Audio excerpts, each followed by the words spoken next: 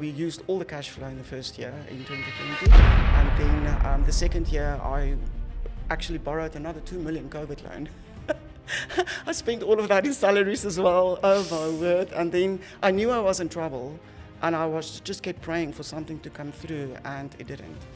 And I had to do the whole thing, and it was in November. So I had to give retrenchment notices out at the end of November. It almost broke me as much as what it broke the people. I was so disappointed in myself. Feel the heat. No holding back, no playing it safe. We're taking up space, we're setting the pace. Louder than ever. Here we come. Unfiltered. It's a new day and a new episode on Unfiltered AF, and I'm Alkan Butler, your host today. And just to give you a short introduction of what Unfiltered AF is about, I know a lot of you, the AF, well, I don't have to explain that to some, but it's actually standing for Authentic Founders. And today, we are honored to have an authentic founder, Adre. Adre, welcome. Your company's name is FROG, Frog. Yeah, Frog Audiovisual. Frog Audiovisual. And guys, we are in for a treat today. It's been a couple of months that we've tried to pin Adre down. She's traveling between Joburg and Cape Town. She's got clients the whole of South Africa, internationally. Just this morning, she had a client cross-border, a client meeting cross-border. She's on her way back to Cape Town this afternoon. So Adre, you're extremely busy. Thank you for making time to be on Unfiltered today. Thank you, Alkan. It is an honor. So Adre, quickly tell us, Frog, what does this stand for? Just let's start there. Yeah, so when we originally wanted to register the business, we started with just AV. And on the way to the registrar office, my ex-husband at that point in time, he was my business partner. He had a wristband on his arm that said FROG, that stands for Fully Rely on God. And we said, okay, we feel that we need to change the name. And when we registered it, that's what we did. We registered Fully Rely on God, Frog Audiovisual, and after 26 years in the industry, I can testify that God's the one that has been my source. The one who has made provision for us every single month, every single year. Amazing. So why AV? What got you to get into this industry? Because it's a male dominant, and I don't want to be sexist here, but we know it as a male dominant industry. So please explain to us. Very much so. I'm one of two women who owns AV companies. Sure. I'm the younger one, and I'm not that young. Well, you don't look a day over 20. Thank you. So I actually, when I was like in my early 20s, I worked as a PA for someone, and he wasn't a nice man working for, and I started looking for different opportunities, and it was very tight in those days. We had a baby, and I remember in the mornings driving to work, and I didn't even have enough money for a newspaper. And a young little guy on the corner, he would every morning tap on my car window and give me the newspaper for free. Oh, okay. And then he would say, "Ma'am, take this, you can pay me at the end of the month." Like, that's just how God always provided. And then I started going for interviews. I probably, every single day there were new things. I went for everything admin. And then there was this one post for internal salesperson. So now 20 years ago, when you hear internal sales and you don't know sales, you think all these, when someone phones you and they try to sell insurance or something. That was like the picture in my mind, and I refused to go to that. And then I just couldn't come right with a job. And I told my ex, I said, listen, this thing is like jinxing me. I'm just going to go for this interview so that I can take it out of the newspaper. So that, it was like so stupid, but that's what I said. And I went for the interview. I started the next day as internal salesperson. And never thought that sales would be my thing. But I found that connecting with people energizes me tremendously. And I seem to be doing well with selling stuff. And it's not even about the thing that you sell, it's the relationship that you build in the process. Yes. And that's the thing that really energizes me. So I worked for them for 5 years. Did they take the advert out of the newspaper, I would assume? That advert out of the newspaper. Okay, so great. I worked for that AV company for 5 years as a salesperson. And then my ex-husband, he didn't have a job. And we had an AV show in that year. And because I was one of the younger ones at that time, you know, I had to be on the stand all the time. And I will even remember his name. I remember standing on the floor, and someone tapped me on the shoulder, and he introduced himself, and he said, "My name is Dion Botha. I'm from LG South Africa. We are looking for a distributor for our LG projectors." Never heard of an LG projector in my life because LG does other stuff. And I took his card, and he said, "Please give this to your MD." And it's crazy how certain moments in your life is like ingrained in your brain that you'll remember it forever, because that was a turning point. So I took the card and I gave it to my MD, and I remember he looked at the card and he said, "I'm not going to sell there." He used different language, but he said, "I'm not going to sell their stuff," and he flicked it back on the table. So I took it and I put it in my back pocket. Okay. Then when I got home, I told my ex, I said, "Listen, go and see this person, ask him for one projector, and then I'll show you how to sell it. And then you go and I'll tell you where to go." And we started looking. That's how Frog originally then started. Okay. So 26 years ago now. 26 years ago. So he literally went out and demoed a projector. An LG projector. An LG projector. And then he makes like 5,000-6,000 rands. But if I, as a salesperson for this company, get commission, I get like $300. And I said, "This guy is not going to fly." Like, I mean, he's making money. I'm like, you know, working for peanuts. You're scraping the barrel. I resigned. Okay. And we registered the company. It was CC in those days in 99. And then that's what we did. We got one projector, demoed. No bank would give us a check account even. Standard Bank was the only one, because we had nothing on our names. And Standard Bank was the only one who gave us a savings account. Okay. And I remember how we would demo the projector, sell the projector, get the check, pay it into the teller with special clearance, wait 3 days for the payment, pay LG, get another machine. So you sold machine. So it was literally sell one, buy one, sell one, buy one. That is how Frog started. Sure. Couple of months in, we realized our Anne McGarry, she's very Irish. Up until today, she still works there. She's this high.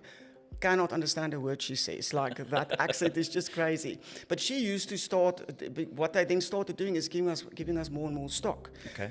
Haven't signed anything surety, not an account, nothing, but we get all the stock from them. Yeah. And then from the 15th of the month, she would start phoning and just say, "Listen, are you still alive? Because you have to pay us this amount at the end of the month." And we ended up being the distributor for LG, having a national reseller network. Oh, wow. I think in the last year, just before we decided, okay, we don't want to do distribution for LG anymore, and there was a reason for that. We sold like 3,000 projectors for the year. Sure. And you know how this is why we changed it, is when you sell 3,000 now, next year, there's overseas suppliers want 6,000. Yes. If you dare sell 6,000, they just double up. Yeah. And the pressure got a lot. And the other thing that changed is the technology changed. And suddenly we had a LG projector, which wasn't LG manufactured anymore. It was an OEM product. Oh, okay. So then we found out, okay, it is rebranded being Q. So we flew to Dubai. Negotiated with them. Then they appointed us to be their distributor, and we were their warranty repair center. We brought in containers full of projectors. Same thing, sold it for a couple of years, had the same problem. Started really having troubles getting spares and things. And then Dell came to see us, and that was like a match made in heaven, because with them, the end user logs the call online, and Dell just sends someone to go and swap it on site. Okay. We don't even know about it. That was brilliant. So we did that probably for about 2 years. And then the AB channel decided to open their products to IT. And then everything like fell apart. Our margins, which used to be 20, 25 plus, which was good money in those years, because a portable projector sold for like 30 grand. Yeah, it was expensive It a couple of years was crazy, and it was so heavy. I remember having to go and demo a portable projector in Midtown, but it's so heavy I have to drag a 7-kilogram thing on wheels to go and demo this portable projector. And then we had to make a choice. So then we cannot work at 3 and 4% margins. No. And also, as I said, with this distribution, you know, if you don't keep ramping up the turnover or the quantities, it is a problem. And we decided, okay, let's dabble into AV integration, and we started installing one projector with one screen again. You know, it took a while to make that shift, but you had to pivot. really love being an integrator because I'm very creative actually, and designing a system, although it's very technical, is a way of being creative. Yes. And I love it if someone gives me a blank building and say, listen, this is what we need to do in this space. Can you help us to, optimize this space for what we need to do? And it doesn't matter whether it's a boardroom or training room or an open environment, if you have any conference room, anything that has AV, audio or video, where you need to collaborate with people around you or where you need to show information, I want to be able to have carte blanche so that we can tell you, what will work for the application. And one of the things that I can say with a lot of pride is that we have really good reputation in the industry. But also, we try to, if I negotiate for a client, I will fight to the bare bone. I want to give them the best deal. Yes. I don't want for them to have something good for now. It has to be a long-standing relationship. The universities have been supporting us for more than 20 years. Oh, wow. I've got corporates that's been supporting us for 20 years, 15 years. It says something about the relationship. And it's the trust. They don't mind the brand that I recommend.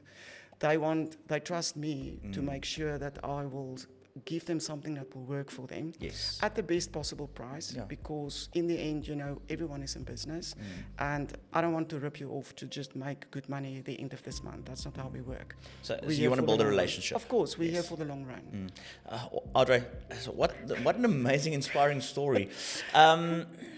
Which way are we going now? I think let's go with, this hasn't been easy at all.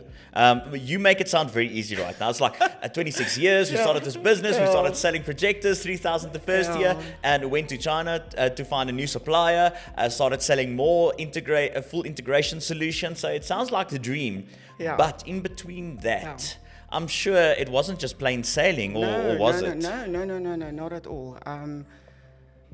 When we started the company, it was difficult just because we started as reps with nothing. Yes. So we built up the company. I got divorced in 2018. No, I'm lying. 2013. Okay. And then I actually bought out my ex-husband. Okay. And then the company, I'm the sole owner of the company. And we actually won our flagship tender in that year for Exaro.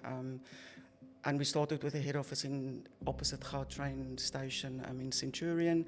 The year thereafter, we did all the mines, the BUs, and then COVID hit. And COVID was not kind. I've learned a lot of lessons there. I literally had to retrench everyone.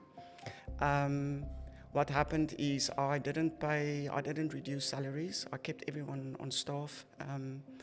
It was probably, an emotional decision because everyone has families. Yes. And I realized afterwards that if you are a business owner, you have to be able to make the tough choices as well. Yeah. Because the thing that God showed me is that Frog is my vehicle, how He used me to make a difference. And, I need to make sure that the vehicle, I need to make decisions to make sure that I can do what needs to be done.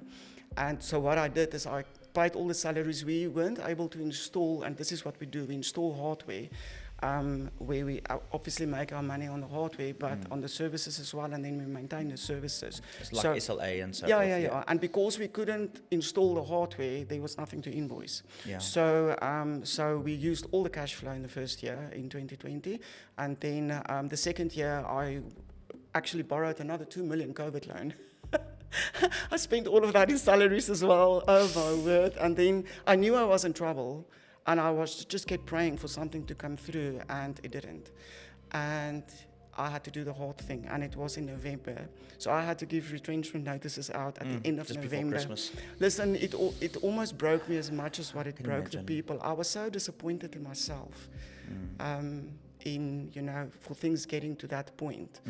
But and someone that I know, I had a coffee with her, and she said, Adre, you don't look well. What is, because, and this is the other thing, I carried all of that load on my own. No one knew that I was in trouble, I just didn't tell anyone. I just carried the burden. And then I told her what happened, and she said, okay, I've got a cash sum of money. I'm gonna give this to you. It is a loan. you have to pay it back with interest, but I'm not going to tell you when. All I want to tell you is that I believe in you. And I just like felt it here. And I just gave me so much hope. Yeah. And if there's one thing in life that I am, is I do not give up. So we pushed through, and I retrenched everyone, only my son and I stayed in. And someone in the industry has been offering him a job for months. Every time when we had a tender briefing, they tell Mike, man, come work for us, we'll pay you this. And then he would say, no, I'm working for my mom, and this is going to be my business one day. And then he was very cocky about it. I always laughed at him. It was so cute to see. And then... and we pushed through the first year, and his wife, because he got married in 2020, she started working for us, and we literally ran the company with 3 people. And there was a big tender that I was really hoping to come through, which didn't come through. Then I retrenched everyone, and then that same tender was advertised the next year, and then we got that. Listen, so what happened in the 14 months while we were waiting for the tender to come through, or for something to come through, I could take the lump sum that lady borrowed me. I was able to pay 80% of the debt because I used suppliers' money to pay full packages. So that everyone, cash flow and so forth. Well, full packages to retrench everyone. I wanted to make sure that I get what they were supposed to get. So then I took the money, I paid the suppliers that I could pay, and the ones that I couldn't pay, I made a deal with them, and I said, okay, I'll pay you off. But obviously, I need to still do business. Do you know that they, for 14 months, kept giving me new stock? Sure. While I was owing them money, paying them off. For 14 months, I averaged 1.4 million rand below zero. Sure. But we got through that 14 months. I don't know, only God helped me like upright. I'm scared. No, when I'm listening to this, I'm scared. I cannot tell you, we got through it. Then we won that what a story. Tender for the Gauteng schools, and that just changed everything, and I could settle everyone. And you know that it was a relationship with my suppliers that carried me. If someone asks me what is the most important relationships in business, clients are very important, but I cannot deliver a service if I don't have suppliers who value me like this and who support me like that. Yes. And it almost makes me want to cry when I think about it. And it's 20-year relationships that have just really carried me. So and then things were really good. And then in December 2023, my son committed suicide, and that almost took me out. Hi, Adre. I don't know, last year and the previous year was very tough. The difficult thing for me was to get up in the morning and have a reason to go back to the office, to have something to drive me, because he was my only son. So legacy-wise, the reason why I do things in life, I had to reevaluate all of that. And now I can talk about it. In the beginning of this year, I woke up on the 2nd of January, and I looked on my watch and I saw the date. And it felt as if I woke up and as if I've been asleep for 2 years. I cannot tell you where I was for 2 years. Sure. In my brain, I was somewhere else. And I think it was a way how God just protected me a little bit to just bring me through it. But there was a lot of lessons that I learned. And one of the first things was that there was no balance in my life. I lived for Mike and potential grandchildren, which they aren't now. And I'm talking blood grandchildren, because my daughter-in-law, she actually did get married again this year, and she is pregnant at the moment, so there is a little pink foot on her way. So, but I had to reevaluate my life and the things that I have put, as my goal. And I realized that there wasn't balance, and changed a lot of things. Beginning of this year, we changed the way how we do business. This has been a tough year business-wise, but God has just He has changed so many things for me. He taught me so many lessons. And what we did now we have a new product that we are distributor for education, which we are pushing really hard. Now we've changed our focus to be more platform, ecosystem, software driven, more returning income, licensing, things like that. We've changed the language, how we speak. We're not punting hardware as such. So there's a lot that has changed. but life is good, actually. Life is really good. And this is where I wanted to get to. Yeah. Thanks for sharing that, Adre. And I can see it's been difficult, and I want to commend you on being so strong and sitting here today. That even though all of this has happened, all these knocks, every single one, that you are still here, still fighting, still not giving up. Yeah. So, and that's 3 to 4 big life events that happened in a short duration of time, actually, right? So, It feels like years, but yeah. but you are here today, and you haven't given up. And a lot of our viewers have asked the question, but I'm at a crossroad where I don't know how. I've been through stuff. I've lost someone. I've lost a key account. Whatever the case might be, we all have suffered some form of loss in business, and that can easily derail you from your goals and your visions, right? What is it in that you still said, but I'm not going to give up. I'm not going to lie down. Yes, maybe for a moment you're like, my world is shattered. I don't know what to do, but you did not give up. Yeah, I don't know. I don't know if it's a personality thing. It's definitely a faith thing. I don't know how you get through stuff like this without God in your life, because God was like the one constant. I remember lying in bed for up to a week where like my body didn't want to cooperate. Like I physically could not get up. And then there's something on the inside of me that would start rising. So by that day 3, 4, I already know in my brain that I'm going to get up. I just my body needs to like catch up. It needs to respond. My body needs to catch up. And then one day I would just say, okay, Adre, stop being sorry for yourself. You're still breathing, which means God has a plan. Just sit up. Yeah. And then just put one foot in front of the other one. And that's literally how I got out of bed sometimes after I've been in bed for a week. So the first year was very bad. Last year was much better. Okay. But the thing that like really, I have something in me that will not give up. And it's just God. I spend a lot of I was very isolated over the last 2 years, not this year, the previous 2 years. And I just spent a lot of time like talking to God. And I didn't have emotional capacity to because people energize me. But for those 2 years, it was the reverse. The little bit of energy that I had, if I spent it with people who takes energy, I was like done. Drained. I would like have a meeting and go home and sleep, like literally. But it is just God. Like, I couldn't have gotten through this if I didn't have God in my life, who just like, he just keeps me up. Well, 26 years later, clearly you must be doing something right. So you're still here through all of this, but you're still here, survived COVID, survived massive loss, survived an emotional process of retrenchment and your son. But let's quickly redirect. We've got a couple of minutes left. Yeah. This VR set here on the table. Yes. Quickly tell us, what is this? Is this the future of Frog?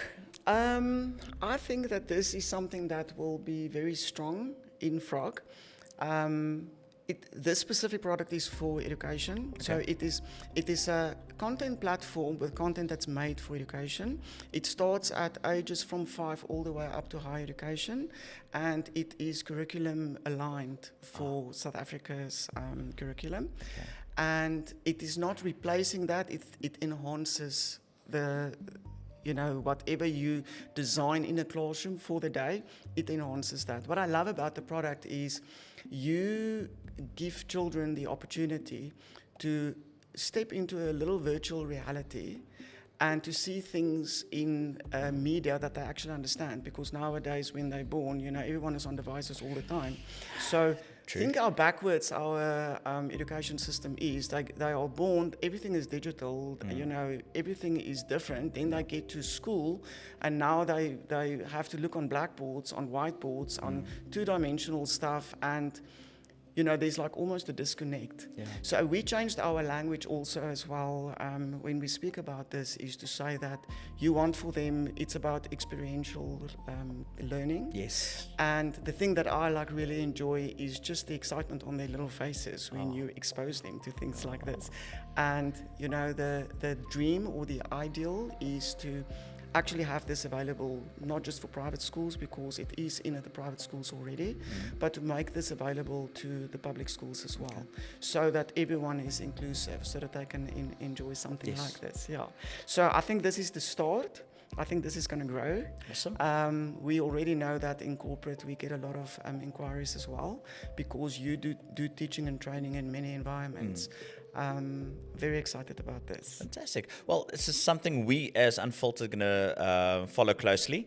Thank you. And we're excited with you about this because at the end of the day, if you can improve education in South Africa, especially with the landscape we've got in South Africa, multicultural and so forth as well, we can raise better leaders for the future as well, isn't it? And this is a tool to accomplish that, right? And maybe just to recap, you know, I always wanted to leave my legacy. Previously was my grandchildren making a difference in business, but I realized that legacy is making an impact, you know, on the community. Yes. And you know, and I have my heart's desire would be to leave a legacy where lots of people have been impacted by something positive. And a legacy doesn't have to be, blood family or anything like that. I might have lost a mic, but I've gained so many other people. And the interesting thing is, everyone in my company now is more or less his age, in their early 30s, and they feel like family. Yes. And our drive is to make an impact in our community, to make a difference, so that it can have a ripple effect, so that it can affect more people. Yeah. Fantastic! What a beautiful story! What a beautiful ending to this episode, Adre. Just a quick one, as we are closing off. If you can look into that camera, if you can give a word of advice to someone currently going through challenges, business owners, anybody for that matter, but in particular business owners, if they're going through a challenging situation, what advice can you give to them? The best advice would probably be to not give up, first of all.